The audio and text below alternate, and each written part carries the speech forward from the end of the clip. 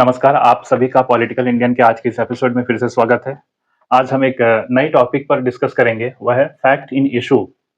तो fact in issue होता क्या है, ठीक है? तो पहला इसमें हम जो है डिस्कस करेंगे फैक्ट इन इश्यू है क्या? सेकंड इसका इम्पोर्टेंस क्या है? थर्ड फैक्ट इन इश्यू और रिलेवेंट फैक्ट में डिफरेंस क्या होता है? और फोर्थ है वह है कि फैक्ट एंड इश्यू को कैसे आइडेंटिफाई किया जाएगा? और फिफ्थ है important case law fact in issue से रिलेटेड से क्या इंपॉर्टेंट केस लॉस है। और सिक्स्थ है fact in issue defamation case, इसमें हम डिस्कस करेंगे, ठीक है? तो जैसा कि हम जानते हैं, हर केस में जो है डिस्प्यूट होती है दो पार्टीज के बीच में। अगर वह कोई सिविल नेचर का केस है तो एक तरफ प्लेंटिफ होगा जो केस करेगा, और जिसके अगेंस्ट में केस करेगा उसको हम क्या कहेंगे? उसको डिफेंडेंट कहेंगे, ठीक है?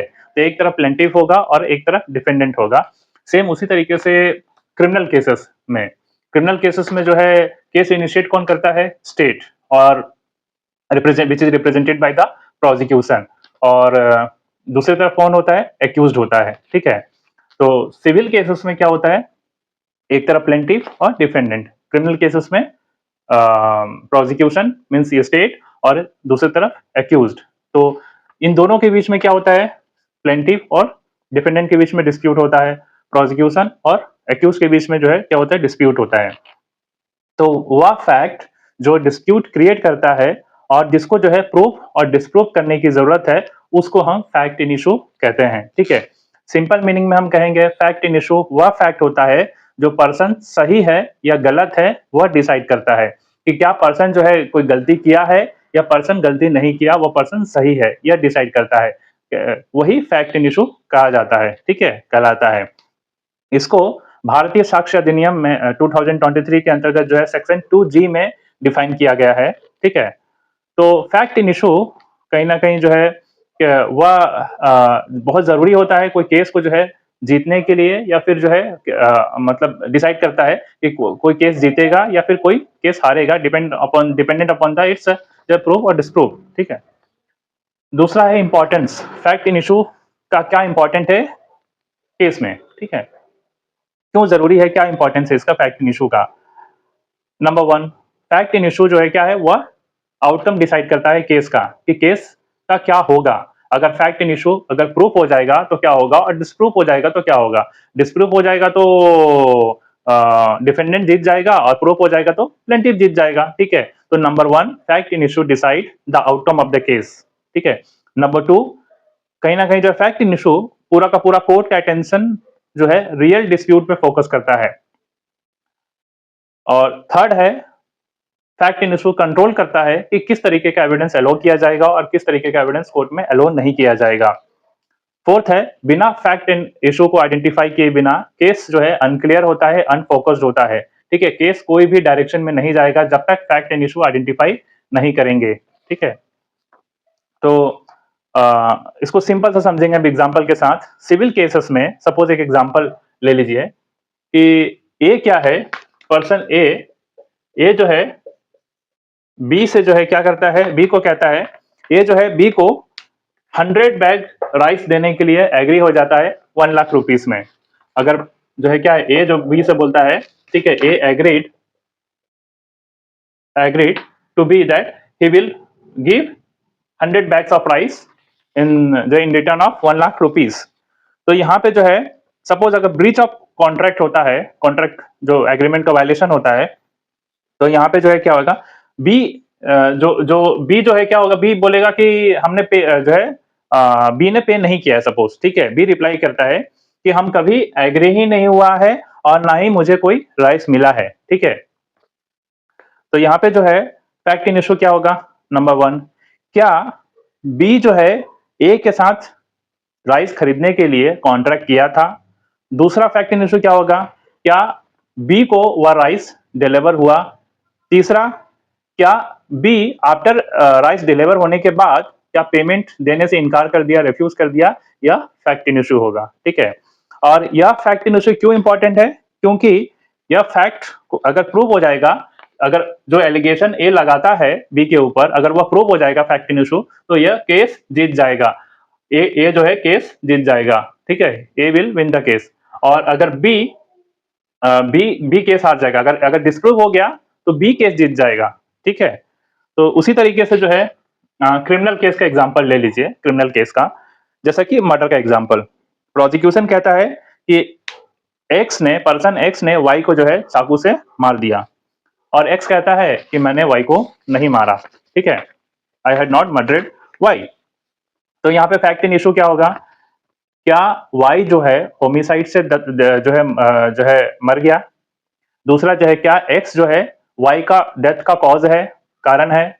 तीसरा फैक्ट इन इशू क्या होगा कि क्या एक्स का कोई इंटेंशन था वाई को मारने में, ठीक है, मारने के लिए, जिसको हम मेंस रिया कहते हैं, ठीक है? एक्टस रिया और मेंस रिया क्रिमिनल केसेस में होता है। एनीवे यहाँ हम जो है, तो यहाँ पे जो है अगर तीनों फैक्ट प्रूव हो जाएगा कि वाई जो है होमिसाइड से मरा है, और जो है एक्स जो है वाई का डेथ का कारण था, और वाई एक्स का जो इंटेंशन था वाई को मारने के लिए जो मोटिव था, इंटेंशन था, अगर प्रूव हो जाएगा तो क्या होगा? एक्स को जो है पनिशमेंट मिल जाएगा। अगर नहीं प्रूव हुआ तो क्या हो जाएगा? एक्स का एक्विटल हो सकता है, ठीक है? यहाँ पे ये केस का आउटकम डिटरमाइन करता है, ठीक है? नेक्स्ट है कि डिफरेंस जो है क्या है फैक्ट इन इशू और रिलेवेंट फैक्ट। कभी-कभी बहुत कंफ्यूजन होता है कि फैक्ट इन इशू और रिलेवेंट फैक्ट है क्या, ठीक है? कभी-कभी दोनों को एक ही जैसा समझा जाता है, लेकिन ऐसा नहीं है, दोनों अलग-अलग है। फैक्ट इन इशू क्या होता है? जो केस का मेन डिस्प्यूट होता है, main dispute before the court, that is fact in issue. Relevant fact क्या होता है? यहाँ पे जो है कहीं ना कहीं जो वो फैक्ट जो है फैक्ट इन इशू को प्रूव और डिस्प्रूव करता है, that is relevant fact. Fact in issue दूसरा जो है क्या है, वह है court must give a decision on this. Court जो है फैक्ट एंड इशू पर डिसीजन बेस्ड होकर डिसीजन देता है। यहाँ पे रिलेवेंट फैक्ट क्या है? वह जो है फैक्ट इन इशू को सपोर्ट करता वाला फैक्ट जो है वह रिलेवेंट फैक्ट होता है। फैक्ट इन इशू बहुत कम होता है और बहुत इंपॉर्टेंट होता है। रिलेवेंट फैक्ट जो है कैन बी मेनी, जो है न्यूमरस, बहुत कुछ हो सकता है केस से रिलेटेड जो फैक्ट, ठीक है? Fact in issue is directly link to the judgement, whereas relevant fact is indirectly linked to the judgment. For example, यहाँ पे जो है एक एग्जांपल ले लीजिए fact in issue. Did A murder B? क्या ए ने बी का मर्डर किया है? तो यहाँ पे रिलेवेंट फैक्ट क्या होगा? रिलेवेंट फैक्ट ये होगा, नंबर वन, ए ने जो है चाकू खरीदा मर्डर से पहले, ये रिलेवेंट फैक्ट होगा। ए को जो है बी के साथ आखिरी बार देखा गया, ये भी रिलेवेंट फैक्ट होगा। तीसरा है, ए के पास मोटिव था बी को मारने के लिए, ठीक है? ये भी रिलेवेंट फैक्ट हो जाएगा। और यहाँ पे फैक्ट इन इशू क्या होगा? सिर्फ एक ही होगा, क्या है? डिड ए मर्डर बी, ठीक है? क्या ए ने बी का मर्डर किया? तो फैक्ट इन इशू को हम कैसे जो है, how fact in issue can be identified, हम फैक्ट इन इशू को आइडेंटिफाई कैसे करेंगे? फॉर एग्जाम्पल, प्लीडिंग्स और कंप्लेंट। कोई कंप्लेन है, कोई प्लीडिंग्स है, उसमें जो है प्लेंटिफ या प्रोसिक्यूशन जो भी है वो क्लेम करता है, क्या क्लेम करता है प्लेंटिफ, और डिफेंडेंट क्या डिने करता है, ठीक है? यही फैक्ट इन इशू होगा, ठीक है? कि कोर्ट यह देखता है कि क्या प्लेंटिफ क्या क्लेम कर रहा है और डिफेंडेंट क्या डिने कर रहा है, वही फैक्ट इन इशू होगा, ठीक है? दूसरा जो है क्रिमिनल केसेस में क्या होता है कि कोर्ट चार्ज फ्रेम करता है। जब आपके ऊपर कोई एफआईआर रजिस्ट्रेशन होता है तो एफआईआर, तो उसके बाद फिर चार्जशीट बनता है, चार्जशीट बनने के बाद चार्जशीट को कोर्ट में भेज दिया जाता है। उसके बाद प्रोसिक्यूशन उस चार्ज को रीड करके आपको बताएगा, जिसको हम फ्रेमिंग ऑफ चार्ज फ्रेम एक दिन होता है जहां पे चार्ज फ्रेम करने के लिए आपको बुलाया जाएगा, आपके ऊपर चार्ज फ्रेम होगा, भाई आपके ऊपर ये एलिगेशन है, क्या आप मानते हो? अगर आप डिने करते हो तो that is fact in issue, वहां से हो जाएगा, ठीक है? That reflect the fact in issue, ठीक है? Framing of charges. और सिविल केसेस में भी जो है rule order 14 rule 1 of CPC कहता है कि कोर्ट जो है फ्रेम्स इशू करता है which highlight the fact in issue. तो यह फैक्ट इन इशू क्यों इंपॉर्टेंट है, किसके लिए इंपॉर्टेंट है? सबसे पहला जो है फैक्ट इन इशू लॉयर्स के लिए बहुत इंपॉर्टेंट है, क्योंकि लॉयर्स को फैक्ट इन इशू के बेसिस पर ही लॉयर्स अपना क्वेश्चंस फ्रेम करते हैं और एविडेंस प्रोड्यूस करते हैं, ठीक है? दूसरा है जजेस के लिए भी यह बहुत इंपॉर्टेंट है, क्योंकि जजेस का पूरा फोकस फैक्ट इन इशू पर होता है कि whether fact in issue is proved और डिसप्रूव्ड, ठीक है? जो केस का आउटकम डिसाइड करने वाला होता है, ठीक है? और तीसरा है एविडेंस के लिए भी बहुत इंपॉर्टेंट होता है fact in issue, evidence stages के लिए, एविडेंस के लिए। फॉर एग्जांपल, कोर्ट में वही एविडेंस प्रोड्यूस किया जाएगा जो मतलब रिलेवेंट होगा, जो फैक्ट इन इशू से कनेक्टेड है, जो एग्जैक्ट फैक्ट इन इशू से कनेक्टेड है, ठीक है। बाकी अदर अननेसेसरी जो है एविडेंस वो एडमिसिबल, अदर जो है एविडेंस एडमिसिबल नहीं होगा।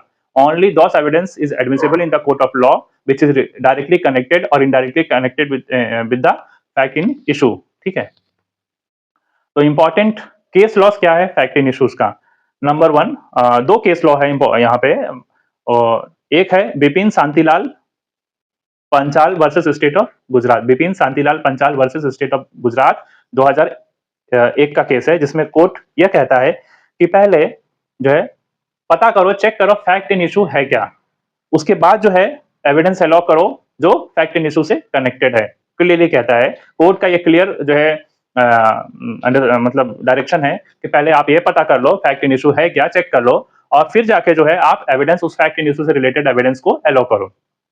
दूसरा केस है state of Maharashtra versus Salman Khan 2004 का केस है, जिसमें कहा गया था, कोर्ट ने कहा था कि एविडेंस डायरेक्टली और इनडायरेक्टली फैक्ट इन इशू से रिलेटेड होना चाहिए, अदरवाइज उसको अलाउ नहीं किया जाएगा, इररिलेवेंट बन जाता है वो एविडेंस, उसका कोई मतलब नहीं रहता है, ठीक है।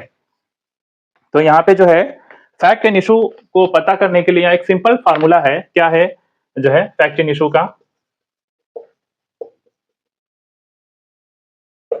सिंपल फार्मूला है, क्या है, मेन डिस्प्यूट क्या है और क्या प्रूव करना है, that is fact in issue, ठीक है। पार्टीज के बीच में क्या मेन डिस्प्यूट है और क्या प्रूफ और डिस्प्रूव होने जा रहा है, वह फैक्ट इन इशू कहलाता है।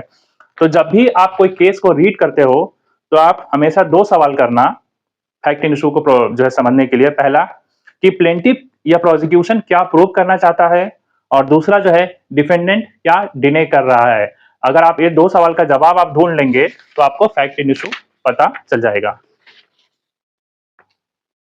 एक एग्जांपल देखते हैं जो है fact in issue defamation case में, ठीक है। फैक्ट इन इशू क्या हो सकता है, एक डिफेमेशन केस में फैक्ट इन इशू क्या हो सकता है। सपोज एक हाइपोथेटिकल सिचुएशन जो है जस्ट इमेजिन कीजिए कि ए कहता है बी, जो है ए कहता है ए और बी, दो पर्सन होते हैं ए और बी, ए और बी। ए का कहना है कि बी ने जो है फॉल्स स्टेटमेंट पब्लिश किए हैं, जिससे जो है ए का रेपुटेशन को नुकसान पहुंचा है, हार्म पहुंचा है। बी का कहना है यहाँ पे कि मैंने जो कहा है वह सही है और वह डिफेमेटरी नहीं है। तो यहाँ पे जो है पॉसिबल फैक्ट इन इशू क्या होगा, पहला क्या बी ने कोई स्टेटमेंट दिया है ए के अगेंस्ट में, कुछ कहा है, कुछ पब्लिश किया है, कुछ लिखा है, कुछ बोला है ए के अगेंस्ट में, पहला। दूसरा जो है क्या जो स्टेटमेंट दिया है क्या वो स्टेटमेंट गलत है, फॉल्स है। तीसरा फैक्ट इन इशू क्या होगा, पॉसिबल फैक्ट इन इशू, क्या वह स्टेटमेंट से ए का रेपुटेशन को, डिग्निटी को नुकसान पहुंचा है, क्या उसका जो है इमेज सोसाइटी में डिग्रेड हुआ है, जो है बी का जो है पब्लिकेशन से और स्टेटमेंट से। और फोर्थ है कि क्या बी ने इंटेंशनली ए को डिफेम किया है या फिर नेग्लिजेंटली जो है उसे डिफेम हो गया है। सपोज कभी कभी हम किसी को जानबूझकर किसी के रेपुटेशन को नुकसान नहीं पहुंचाते हैं, लेकिन कभी कभी क्या होता है, कभी कभी हम स्पीच देते हैं और जो है स्लिप ऑफ टंग से जो है हम कुछ ऐसी बात कह देते हैं जो कहीं ना कहीं किसी की इमेज को जो है डैमेज कर देता है। तो वह जो है वो जो है इंटेंशनली नहीं होता है, उसके लिए पनिशमेंट या फिर डिपेंड करता है किस तरीके का कितना जो है पनिशमेंट होगा या नहीं होगा, जो भी है। तो दूसरा चौथा है कि क्या बी ने जो है इंटेंशनली ए को डिफेम किया है अपने स्टेटमेंट के जरिए। और पांचवा जो है पॉसिबल फैक्ट इन इशू क्या होगा कि क्या वो statement protected by exception, her loss में, क्रिमिनल लॉस में, लॉ ऑफ टॉर्ट में, ठीक है, डिफेमेशन लॉस में भी कहीं ना कहीं कुछ एक्सेप्शन दिया गया है। जैसे क्या है स्टेटमेंट, क्या वो स्टेटमेंट यहाँ पे क्या वो स्टेटमेंट जो है प्रोटेक्शन, एक्सेप्शन का प्रोटेक्शन वो स्टेटमेंट को मिलता है, जैसा कि क्या वो स्टेटमेंट फेयर कमेंट के लिए दिया गया है या फिर कुछ सच बात बोला गया है या फिर वो क्या वो स्टेटमेंट पब्लिक इंटरेस्ट में है, ठीक है, वो देखा जाता है। अगर ऐसा जो है डिफेंस एक्सेप्शन के अंडर फॉल होता है तो फिर जो है वो डिफेमेशन का चार्जेस अट्रैक्ट नहीं करता है, ठीक है, वो लेवल में अट्रैक्ट नहीं करता है। तो यहाँ से जो है कहीं ना कहीं जो है हम डिफेमेशन केस का एक एग्जांपल मैंने दिया था, तो फैक्ट इन इशू को हम समझ सकते हैं। कि फैक्ट इन इश्यू वह फैक्ट होता है जो 2 पार्टी के बीच में जो डिस्प्यूट होता है। मुझे लगा कि फैक्ट इन इश्यू एक इम्पोर्टेंट टॉपिक है और इसीलिए मैंने ये वीडियो बनाया एक बेटर अंडरस्टैंडिंग के लिए कि फैक्ट इन इश्यू होता क्या है, ठीक है? जो बहुत ही हमने शॉर्टकट में और सिंपल लैंग्वेज में समझने की कोशिश की, ठीक है? आई होप आपको एक बेटर अंडरस्टैंडिंग मिला होगा। Thank you.